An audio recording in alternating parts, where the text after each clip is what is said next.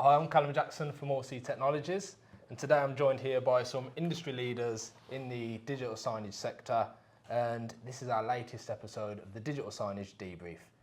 Joining me today, we have, starting from the right, we've got Baoli. If you'd like to feel free and introduce yourself. Hi Callum, thanks for having me. My name is Baoli, I'm Manager Director of Allsee Technologies. We manufacture digital advertising displays and content management software. Thanks, Baoli. Dan Codling, I'm Account Director for Media Group, and we specialise in integrating solutions or bespoke digital solutions for specifically for retail. Mark Leadbitter, I own a global consultancy company based out of sunny Spain, helping to build out an ecosystem to deliver digital innovation to retailers globally. Dean Brettle, Director of Media Group. We specialise in digital signage, retail technology solutions. Danny, thank you for bringing us on. Thank you very much, guys. I think today what we're going to do is just pick up off our last episode that we were discussing. Obviously, we spoke about the ecosystem, so if you haven't seen that episode, please do go back and visit that. But also inside that episode, Dan, you touched on a point of sustainability, and Baoli, you mentioned e-ink. I think this is a topic that's, again, become ever more so present, especially as you start seeing it as part of tenders. Sustainability is part of the weighting of those tenders nowadays. People expect something to be put into place for that. From your side, Dan, how do you see sustainability playing a place? Yeah, I think years ago it was we said it was a tender tick box exercise. What is the consumption of a screen versus print, and what's basically our outlay from an electrical perspective. And now it's about understanding and educating the customer, or retailer in this instance, about why a screen is going to be different in terms of a sustainability piece compared to print. Print waste is obviously means it's zero waste to landfill, and then taking that into the technology of what that digital actually offers in terms of its thought process of why that piece of technology is there. We can buy any piece of technology at the moment that has a consumption, but it's why that consumption is lower. Also, how has that product got to where it is from a manufacturer's perspective, and it's now a bit more of a thought process around a corporate responsibility rather than a tick box of how much is it going to cost from an electrical perspective. So, and we touched on the last episode about e-paper being specifically very good from a sustainability point of view versus posters, because again, a waste to landfill, and then versus an LCD. So I think it's just more now educating customers on not only the right piece of technology and software, etc., but actually, why that piece of hardware from a digital point of view is the best for them. Yeah, I think sustainability, from my perspective, obviously it's massively important. But do you think at any point that you risk compromising the solution for sustainability? For example, if a customer is looking at e-ink and still comparing it with LCD, if somebody's so insistent on having e-ink but it's not the right solution for them, yes, it's more sustainable from an environmental perspective, but LCD still is the right technology to use for them. How would you approach that conversation and kind of encourage them? I'd look towards some kind of SWOT analysis and just being able to weigh up the pros and cons of each solution, and then just let the retailer make that decision. From a sustainability point of view, I think Media Group are working closely with Allsee. We're trying to deliver a mechanism where we can manage the carbon that's been calculated from the shipment of the screens from the Far East to the UK. That's something that I think Baoli and I are both really passionate about in delivering. I think that would be a huge tick box if that was the case for any tender. But for us, it isn't a tick box. It's something that we are passionate about. And as I said on the last episode, that Media Group would work closely with the World Land Trust and Woodland Trusts, developing thousands of acres of space in not only the UK but in the rainforests around the world. And a USP for Allsee is that if we ever have a screen that's damaged, and that is a very small number, we always return them to site, and you guys will recycle as many components as you possibly can to avoid the screen going into landfill. 100%. Yeah, we always try to exactly that. We don't just try to dispose of screens. There's a reason why our RMA process is bring the screens back to us. We can take the spare parts out of it. We can repair. We always try to aim to repair screens, just exactly for that reason.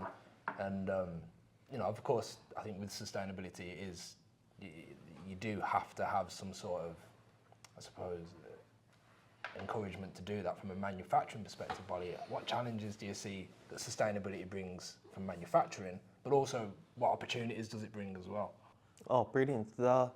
From manufacturer point of view, it's quite a lot of things we need to manage, make sure we are sustainable.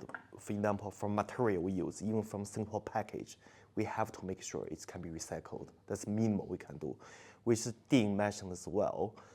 In other brands, I know that if the screen damage, they just easily just bin it. But we never done that. We have to be able to repair that unless it's totally unrepairable. And we still take certain part back to our stock to try to use that. And then this is really massive help to reduce basically future waste. And another point, which is obviously is bringing in new technology, which is dimensioned e-paper, micro LED to reduce carbon usage. And then another part, which is from when we manufacture or design the product, is we always have to have that mindset. Is this screen going to be used for longer time, basically increase lifespan. You don't want them every few years, just end of life, bang. Probably, yes, we can sell more, but that's not the purpose. The purpose, we want these screens last as many years as possible to reduce carbon usage. So it's a lot of responsibility to us, and also we have to educate our supply chain, make sure they all comply with us. And in here, I'm very proud of that, is working with Dean. In the future, we're going to launch this program end of the year, and how do we help to build more forests? Because we generate carbon, how do we balance that out? So keep eye on that. End of the year, we're going to launch this comprehensive sustainability scheme and make sure our customers able to see the measurement, how much carbon by using the screen you generated, how do we balance that out? So manufacturer in here, without doubt, has huge responsibility. Not only us, by the way, is I think everybody playing this market should keep eye on that. Yeah, I completely agree. I think other brands will follow suit. I think we're going to be leaders in this. We'll be first over the line, but yeah, I think other brands will see the advantages and try to emulate. Yeah, I completely agree. And have you seen this? Obviously, we said it's always been on tenders. The focus is this a major focus on the clients now? Yeah, I think certainly from my perspective, it was always a consideration as digital, but it's now again it's more of a responsibility for that retailer now that they focus on that sustainability piece. And you asked the question earlier: do we think that they're going to compromise on solution based off sustainability potentially? But I think if they've got the right partners and the right integrators talking to them, they'll be able to talk about the sustainability piece, not just being its usage of electricity. It's about how it got here.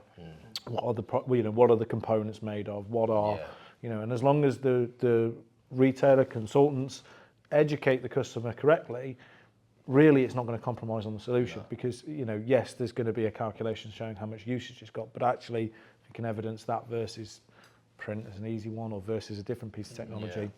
You're educating the customer on that sustainability has been factored basically, and again go back to supply chain. Educating the supply chain as well, and making a solution. And supply chain is quite important because I still think retailers are playing at it.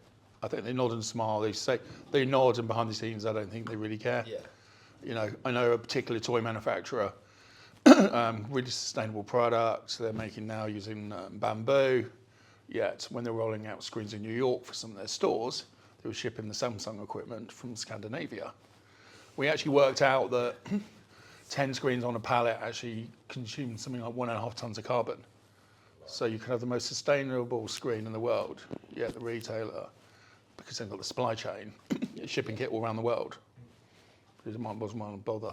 So I think there is a bit of nodding and smiling. There are retailers we work with that are knocking back the brightness, 450 nits, that's all we need because of energy consumption. So I think some people are trying, but I think a lot of retailers are still, it's like, do I pay that or do I get my sustainable one? It's here.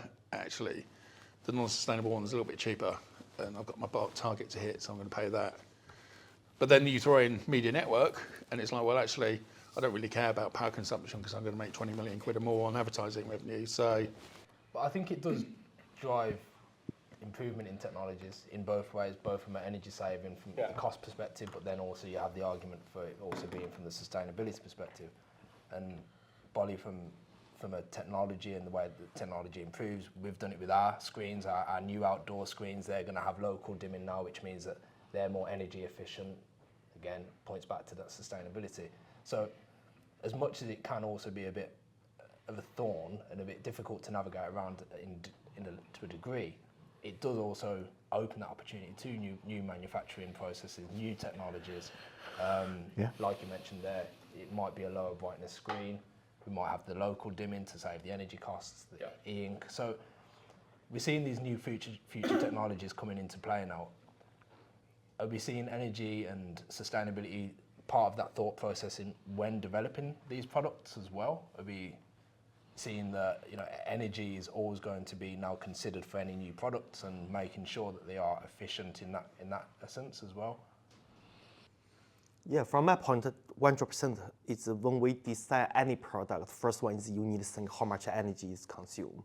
That's really important. I think not because we want to do that, we also as really eager to ask all the retailers in the future when they decide to use the solution. I think this is apart from the price, how much you're going to pay, I think how much carbon going to consume, that's really important, the concern factor of that.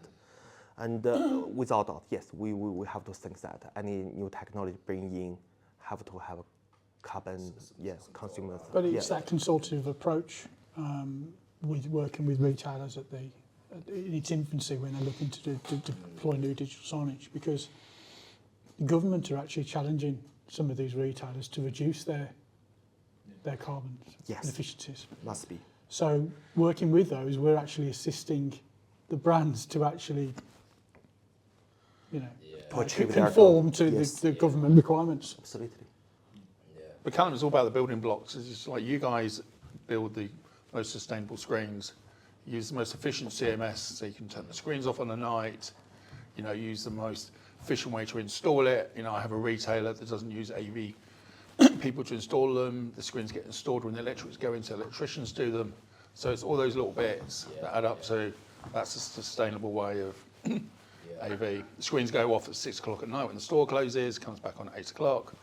So it's not just the hardware, it's the software side of things, everything that goes into it to campaign towards that whole. And that's where Media Group, I think, have a big advantage in terms of all those building blocks. So, they can go to a retailer and go, this is what you need to do from a customer experience, sustainability, and sustainability in terms of evolution on technology. Me and Baoli are a little bit older than you guys, but in the old days, as soon as you bought a computer, took it home, there was another one that came out. And that's the struggle for retailers, is how do they evolve, in terms of sustainability and technology advancement. For Media Group, we take that sustainability really seriously, and it's almost 12 months to the day that I joined Allsee in a factory visit into China. And at that point, we discussed sustainability and quality controls and all those things, which is an end process. So we began with the factory in China with ISO 14001 environmental certifications. That's mirrored by Allsee in the UK. That's mirrored by Media Group. We're all conforming to the same ISO standards, and then we're passing to the customers.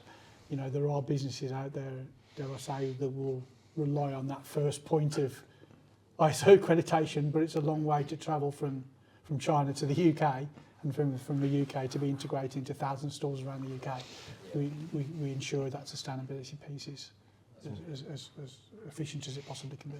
Excellent.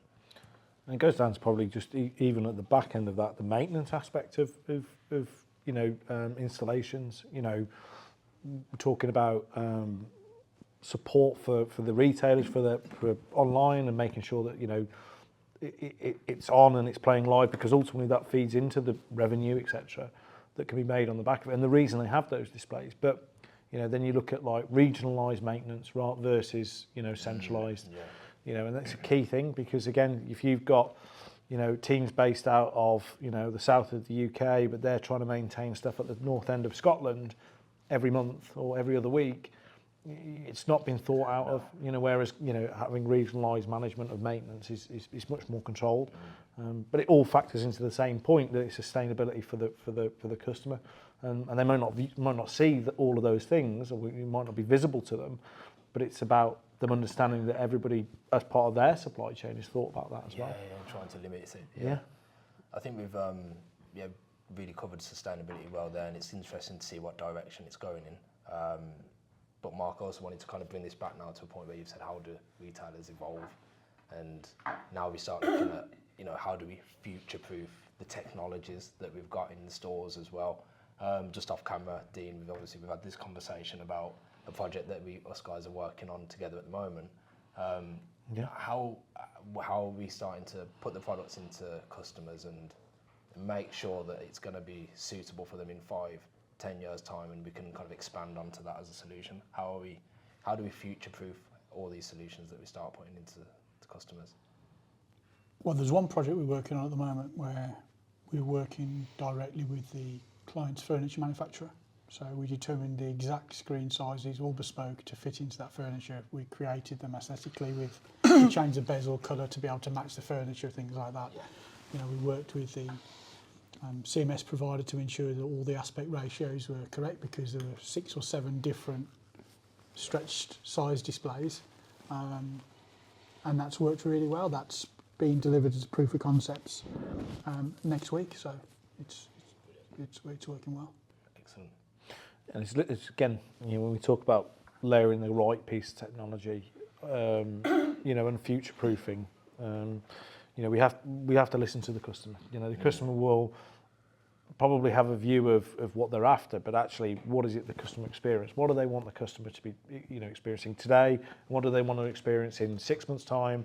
What do they want to experience in 12, 18, 2 years' time? It could be simple things that they want to introduce a loyalty scheme next year. We need to factor that into the solution we're offering. They might want to look at regulations as an example and go, actually, we're not going to be able to advertise directly, and actually there's going to be a different method of trying to sell product. And the example that we have is, again, similar to what Dean mentioned, is we got given a concept 2 or 3 weeks ago, which was that we were taking a touchscreen solution, and as that evolved, it was around about lighting up based off product of the quiz, essentially, of that solution or that touchscreen. We've put in the right technology pieces that not only allows them to fulfil the brief in concept, but it's future proof that if they want to diversify that to be really customised in future, simple things that lighting up aspect could be, wave lighting whilst nobody's around. It's not advertising, it's not breaking any sort of regulations, but it's doing something that attracts people to go into that site. So it's just viewing things in a different way, and almost going, what was the goal of the concept, or what's the goal of the solution today, and what is it in 6, 12, 18 months' time? And actually 12, 18 months' time might be what you build for it now, knowing that you don't need to, again, from a sustainability point, go and redo, take it out and restart again. And that's our responsibility as an integrator, and that's what Media Group have to take responsibility for, is we're the ones that take the hardware, the software, and put it together. And as much as we rely on you guys massively, and Mark to be able to give us that advice and bring the relevant partners in as well, it's about us. We have that responsibility to go, ask the next question. What is it going to do in 12 months' time? And that is naturally going to be the next thing we spoke about. Again, we spoke about in the last episode, where once something is, it's familiar, you get familiar with the product and you get familiar with how that's delivered, you then start to look at, okay, well, what is the next stage? And I think Baoli, myself and you, we've had a conversation about how do you get information from products that might be lifted off of shelving systems. For example, you might have a product on a shelf and then you want to be able to find out which product is selling the best. You can, maybe have a technology to indicate, okay, well, this product is being purchased so many times, and there's detectors, and you can integrate that detector into the CMS platform, and it says, well, we're out of stock on this product now. We need to start advertising these other products. Are we going to start seeing that sort of technology become more relevant in the market, do you think, in terms of giving feedback in terms of actual hardware and product that's being sold?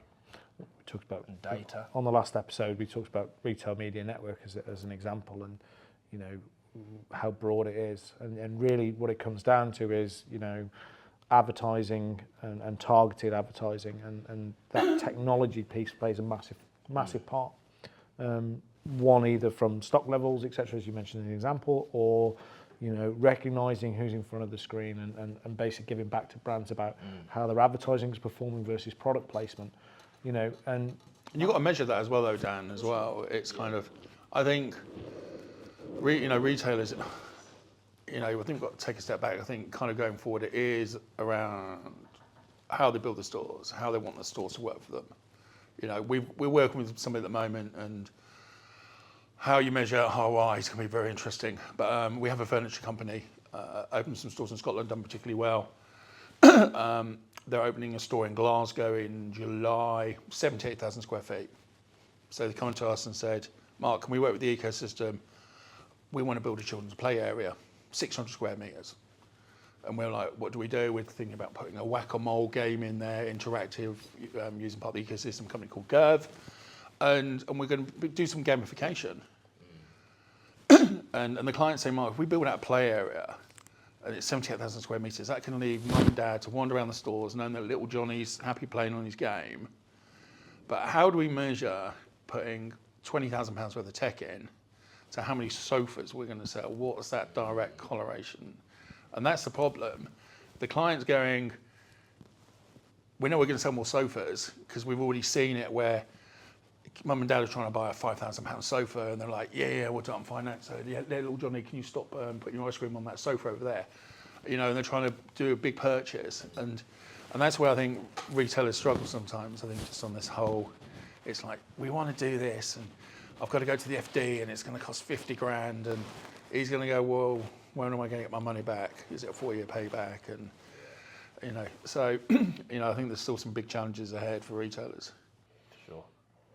And putting the technology in that means that you actually can measure that success. And Dan, it's not just about screens. That's my head. And you come from this background a little bit. For me, innovation's innovation. It can be analytics. It could be thermal watching where people go around the store.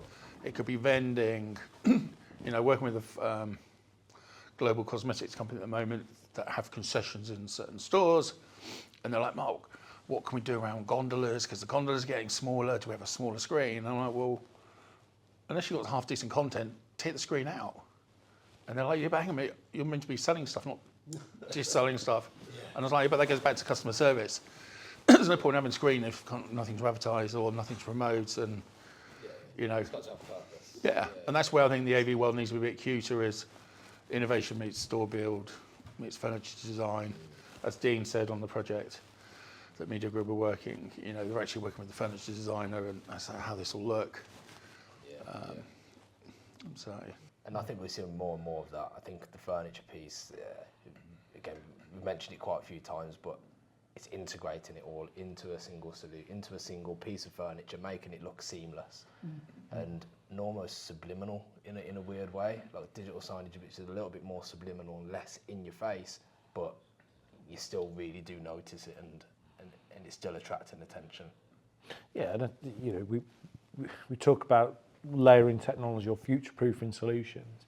That doesn't have to always be as obvious as putting something there that's future-proofing. It could be something simple as that you've allowed for the software to, or you've recommended the right software that allows for that for future. It doesn't have to always be a piece of kit that sits on top of a screen or not a screen and does that piece of work. It can be that the future-proofing is just suggesting the right solution.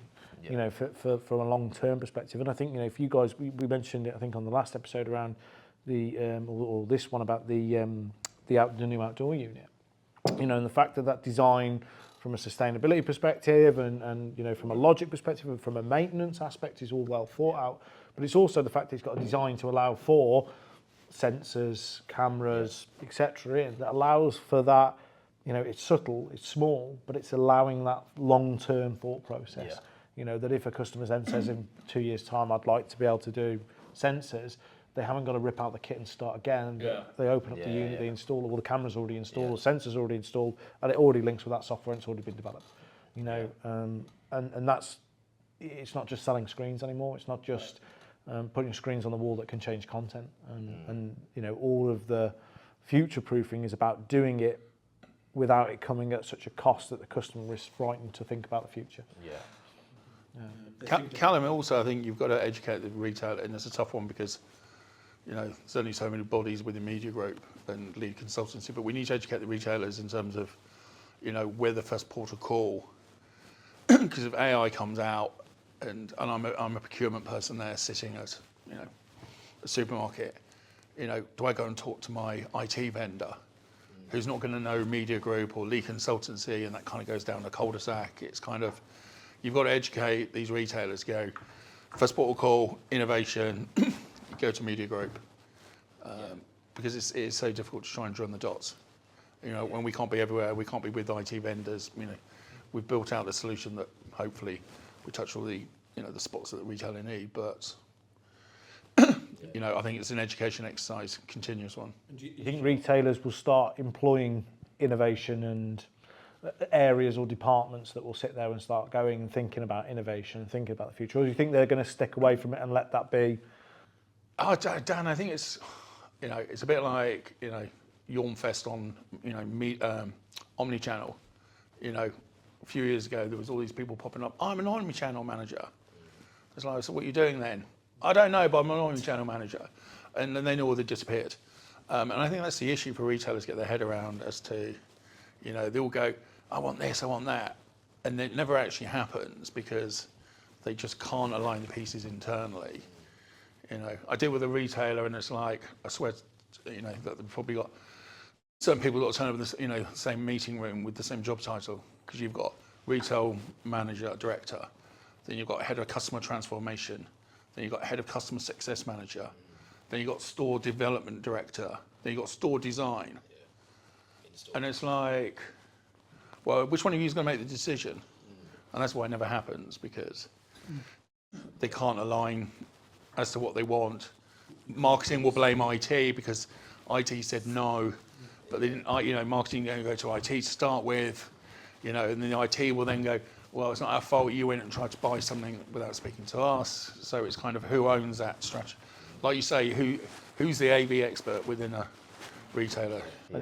I used to work with a retailer who effectively did that, but very manually, which was that, you know, they had their mock store retail merchandising centre. And what they did is they obviously installed these solutions at a concept stage very early on into there, got every member of every team round and went, what does everybody think? What is everybody's concerns? What is everybody's, you know, barriers to going to market?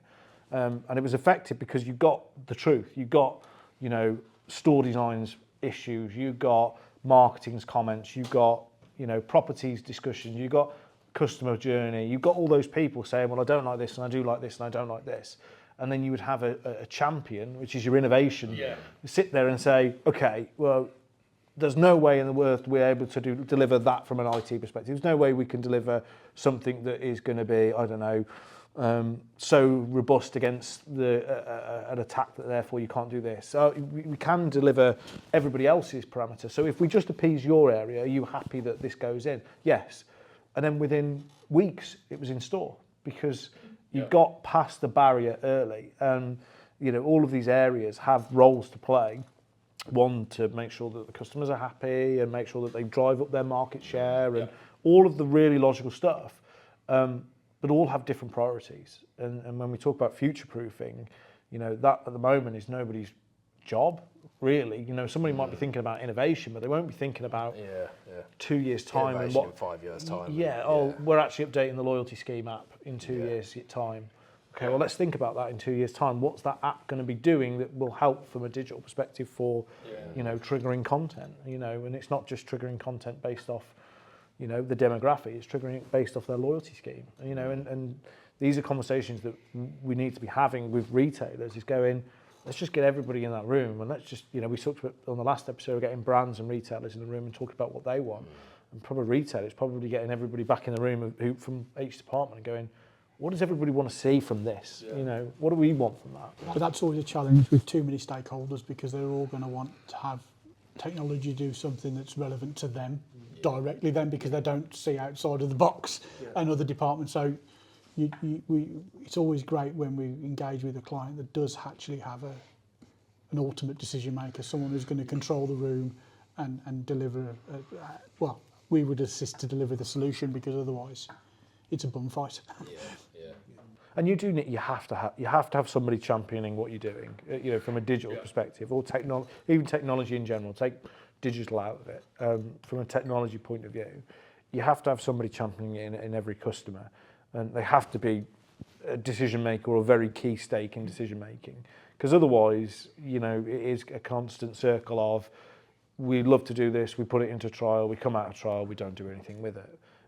And the goal of any of these retailers is to grow it to something that's unique, something that's different to their market, or, as we discussed previously, to beat next door, and or match next door, and again, from our responsibility or our ecosystem is about educating, finding that stakeholder, finding that champion, and inspiring them enough to make decisions and to get the relevant people around the table and to overcome their objections internally. But Dan, that's why I think certain retailers, the one I'm more aware about in Battersea, and it's like the hamster on the hamster wheel going around, and these people are going to hate me for it, but they keep banging out the same old stuff, and it's like, well, why have we done the alley wheel? Because we've always done it.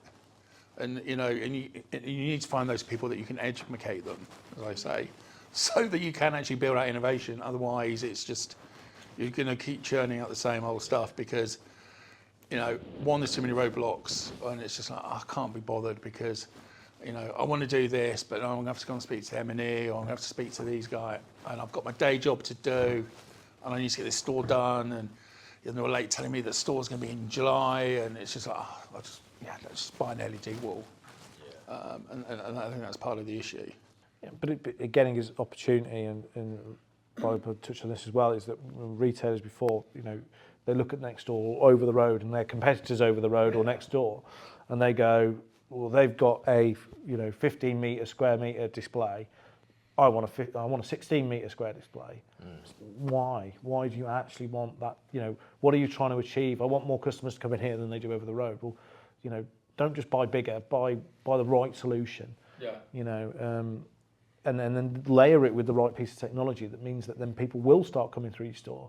Because just because you've got a bigger screen, probably 90% of the population won't notice the difference in size, but they will know something different. But you're not getting in that store going, oh, they've got nice big LEDs, so I'll shop in here. It's just completely, I worked for a retailer recently, and they came to me and said, like, can you help us write a tender for electronic shelf pricing? And I was like, well, why do electronic shelf pricing? I understand your POS is an Android, Windows 8, there's no integration. No, we've been told we would need to look at electronic shelf pricing. Why? Oh, because the CEO said so. Because he'd been to Sephora. I was like, but you're not Sephora. Oh, no, but we still need to run a tender, and but it won't go anywhere. How does this fit in your strategy? Why don't you kind of put better lighting in your stores and, paint your walls than worry about electronic shelf pricing? Because that's probably more around customer experience. So it's just, it's tough for retailers because they've got so much politics going on.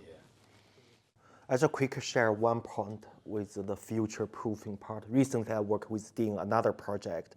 Its retailer has big amount of screens, one famous brand installed, but they don't want to use the existing software anymore.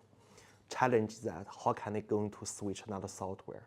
The answer probably is no, they are not able to do that, which is quite scary if you think about that. You invest so much money, capital on these hardwares, which you have no way to change software which is suitable for you to use. Yeah. Just unfortunately, this is happening in our industry. I understand the reason why they're doing that. They just bonded with that software, but that's unfair for the customers. So retailers, if you choose to use a digital signage solution, whatever solution, you have to make sure you have that freedom in the future. You're able to change. Yeah. That's all the manufacturers should follow that, should support that change rather than just locked in. That's one part. And from software side, it has similar problems as well. Yes, probably you have media player, you have screen, you can change software, but sounds simple, you can change. Then you do the maintenance, you know that. What involvement you need to do to change that software, you have to physically go to the store to uninstall the software, install software, testing, active, all that access. Just think about the cost. Yes, in theory, you can change it, but practically, it's very expensive to do that. I think in our industry, which I just probably, this is Mark's idea, just inspired me.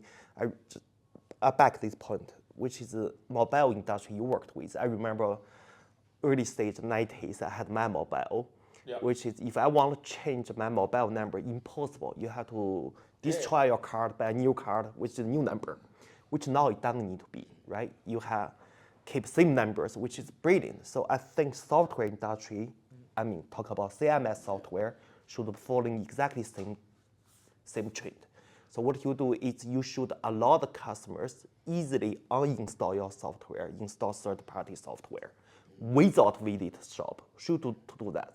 That's all about future-proofing. Basically, this is down to our, as a manufacturer, software provider, we should open these functions to the customer. Also down to integrators or experts in here. When you educate retailers, it's not only about cost right now, what you want, it's about future. Do you have that capability to avoid these risks? But Baoli, we looked at this a while ago when we worked the strategy for a well-known pharmacy company. But one of the things we looked at, and I hope they'll probably send me a check for this, but the guys at Intel, and we kind of went, well, actually, we're not biased to Scala, to now Signage or whoever, Navari. Does the customer just buy a Nook that effectively can have any of those softwares on there, so that they just control? So they've got their own so it could be a Boots, a Sephora, or whoever, and it's basically it's their media box. They control. It's an open API. They can, 1 minute they can be running Scala, then if they're doing a different promotion, it could be Navari, it could be now Signage, it could be Allsee CMS, and that was one of the things we looked at was from a future-proofing, so that the client hasn't got to go, right, I want to change screens, but now we have to have another CMS, and it's a tough one. Well, one of the things Allsee does really well is in the development of its software, and that's the Android platform. So some companies will just, every time there's a new version of Android comes out, they basically try to implement that into their hardware. Yeah. When it could be the most stable solution, could have been 3 or 4 versions prior. Exactly. Yes. So I've always been impressed by how Allsee reviews those before they do any updates. So I know that you guys are on 13 or 14 now on some of the new technology, because that's been seen as the most robust and stable solution that there is. Yes. And we know that through due diligence, we know that that version is also compatible with our ecosystem channel partners that will integrate into that hardware. Absolutely. Because without doing that, you're going to have challenges. If we're running on one version of Android, CMS is running on another one, there's going to be conflicts. And before you realise it, there's a blame game almost. So we take that out of the equation, don't we, by making sure that all of those pieces of software are always on the same versions. Yeah. Making sure everything's compatible is obviously the goal. Massive. And you talk about future-proofing. We've talked about technology and software, and we go back to the blunt point of it, which is that you can do all the future-proofing in the world. We can have the best solution, most sustainable solution, the best software. It's been thought out that allows them to be diverse. But if the kit's not being looked after, or it's not been maintained from a software perspective, or it's not been, ensured live, from a connectivity point of view, and it's not maintained, it's pointless. All of these things are great, but if they're not being looked after or they're not being maintained, you're going to have a 20% downturn in online connectivity, which means you can't update content. And that's future-proofing as well, is thinking about the maintenance aspect of these things. Oh, for sure. And we've seen, so device management is becoming so in demand. Pretty much every large project can't really go without having some level of device management on there to be able to go in there. Exactly.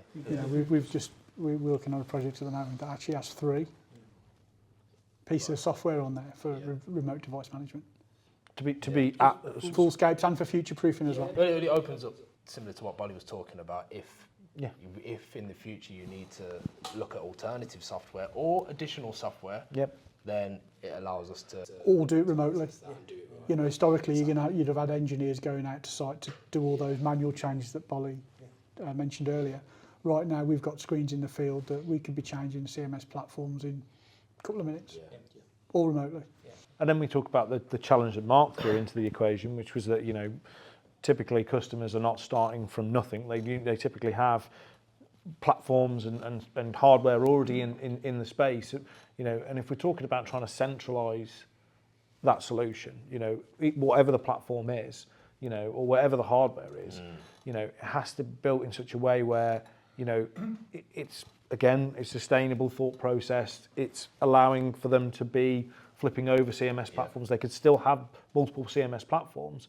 And then if they decided to get rid of one of those in 6 to 12 months' time because that contract ends, that we as a group of people can take that software off and put a new one on. And, you know, I want this new piece of technology. Great, no problem. Here's another piece of software that sits on it. But Dan, that's where consultants, I think, work out quite well, where, you know, the project we did 4 or 5 years ago, you know, we had a conversation with the IT team who were like, well, we have a VLAN for POS, we have this VLAN, we'd love a digital VLAN, but they won't spend £1 million on it because we've got nothing to hang on to it. And then when we built out the AV, that was built around connecting to a VLAN, so the IT guys are happy, marketing are happy because they go, oh, we can just connect that in, open API platforms. So you kind of, and then you just go to the retailer, that's what you need to do. And that's going to future-proof you because the IT guys are going to be happy. You can proof it in terms of connected media players and all the other bits and pieces. And, you know, and that's where I think consultants play quite a good part. So we can sit at probably a higher level and then we can try and scale it across Europe. So, you know, the project we've done at the moment, again, was situated in New York. No joined up thinking, nice fluffy LED wall, dongle. They're in New York. Where's your help desk? Oh, it's in Dubai. Oh, sorry. So there's a problem with the CMS. New York guys, what time are you going to ring the Dubai boys? It's going to be 3 o'clock in the morning. So we're now having to backtrack, try and educate the customer going, if you want this to work, you've got to build this out. It's not just considering the solution itself, it's considering the support. Callum, it's the usual, you know, why are you doing an LED? Well, because that's always we've done that. And it's just like, but Mark, I need to get the striping in 3 months' time, and it's just, let's just bung it in and we'll worry about it. And then the worrying bit never gets sorted until it goes wrong. And then it's like, oh yeah, but the Dubai boys are in bed and we just got up. And then we have to then, you know, that's when then the consultant comes back in and tries to fix it. So, yeah, it's always a challenge. But, you know, I think that's where Media Group, Allsee, I think Lee Consultancy, I think shine above some of these other people around, is that, you know, we just try and future-proof it in terms of taking a big step back, going, it's not just about putting technology in, it's how we're going to maintain it, how we're going to support it, is the content working? If you want a media network, you're going to have to make sure your SLAs are in place because, you know, Coca-Cola are going to give you £300,000 for 4,000 stores. They're going to want to make sure it's working. Oh, by the way, can I have proof of play? What do you mean proof of play? My CMS doesn't do proof of play. So we've done site surveys where we've turned up on site and there's no screens. Yeah. But the retailer believes there are screens on site. Scary, isn't it? Yeah. So having that. And they were really sustainable. Yeah, super, and didn't use any electricity. Yeah, so just having that CMS platform that provides the analytics for the retailers to make considered decisions is so important. Yeah. I think it's all driven now by having that information available, but also having flexibility. Yes. I think that comes from being a consumer. You know, even when we look at, if we look at the consumerization of things, the way we used to consume television, it was on, you had your set 16 channels or whatever it was, you had your Skybox and that was it. Whereas now everyone's got the flexibility. Is if you want to have a Netflix subscription and a Paramount subscription or an Amazon Prime subscription, the choice is yours. And I think that runs into the commercial aspect where customers want choice, and they don't want to be stuck with something once they've purchased and spent hundreds of thousands, or in some cases millions, on solutions, which now, there you go, Mr. Customer, you're stuck with that for the next 3 years.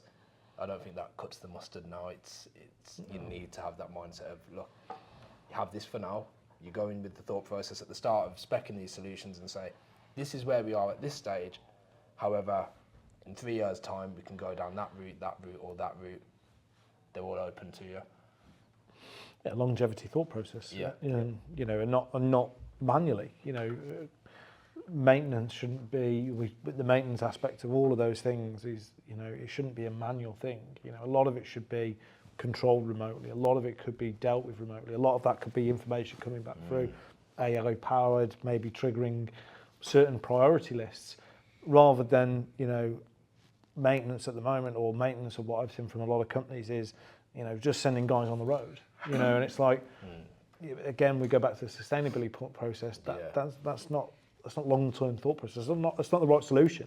It's the wrong solution to start with. If it's at that rate where you just need to send people on the road every day, but then you have no information that tells you what's wrong with it, and you get to site and there's no screen there. You know, why is there no screen there? You know, how do we not know there's not a screen there? You know.